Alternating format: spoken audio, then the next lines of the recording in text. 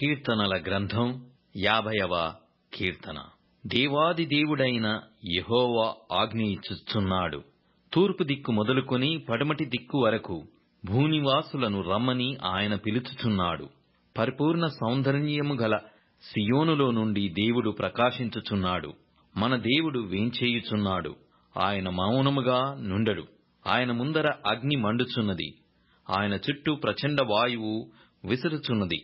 ఆయన తన ప్రజలకు న్యాయము తీర్చుటకై బల్యర్పణము చేత నాతో నిబంధన చేసుకొనిన నా భక్తులను నా యొద్దకు సమకూర్చుడని మీది ఆకాశమును భూమిని పిలుచుచున్నాడు.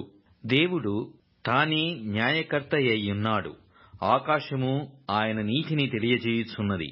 నా జనులారా, నేను మాటలాడబోవుచున్నాను, ఆలకించుడి. ఇశ్రాయేలు, ఆలకింపుము. నేను దేవుడను, నీ దేవుడను. నేను నీ మీద సాక్ష్యము పలికెదను. నీ బలుల విషయమై నేను నిన్ను గద్దించుటలేదు. నీ దహన బలులు నిత్యము నా ఎదుట కనబడుచున్నవి. నీ ఇంట నుండి కోడెనైనను నీ మందలో నుండి పొట్టేలనైనను నేను తీసుకొనను. అడవి మృగములన్నీయు 1000 కొండల మీది పశువులన్నీయు నావే గదా. కొండలలోని పక్షులన్నిటినీ నేనెరుగుదును. పొలములోని పశ్వాదులు నా వశమయ్యున్నవి. లోకమును దాని పరిపూర్ణతయు నాదే. నేను ఆకలిగొనినను నీతో చెప్పను. వృషభముల మాంసము నేను తిందునా? పొట్టేళ్ల రక్తము త్రాగుదునా? దేవునికి స్తుతియాగము చేయుము.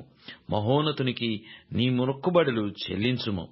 ఆపత్కాలమున నీవు నన్ను గూర్చి మొర్రపెట్టుము. నేను నిన్ను విడిపించెదను.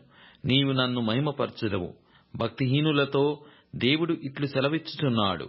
నా కట్టడలు వివరించుటకు నీకేమి పని?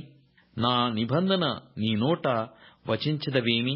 దిద్దుబాటు నీకు అసహ్యము గదా. నీవు నా మాటలను నీ వెనుకకు త్రోసివేసెదవు. నీవు దొంగను చూచినప్పుడు వానితో ఏకీభవించెదవు. వ్యభిచారులతో నీవు సాంగత్యము చేసెదవు. కీడు చేయవలెనని నీవు నోరు తెరుచుచున్నావు. నీ నాలుక కపటము కలిగించుచున్నది. కీడు చేయవలెనని నీవు నోరు తెరుచుచున్నావు.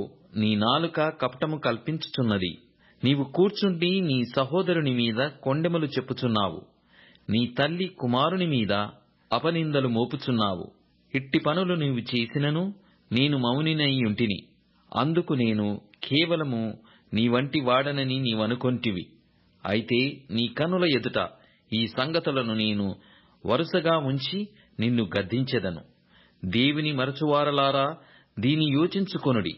లేని ఎడల నేను మిమ్మును చీల్చివేయుదును. తప్పించువాడెవడునూ లేకపోవును. స్తుతియాగము అర్పించువాడు నన్ను మహిమపరచుచున్నాడు. నేను వానికి దేవుని రక్షణ కనపర్చునట్లు వాడు మార్గము సిద్ధపరచుకొనెను.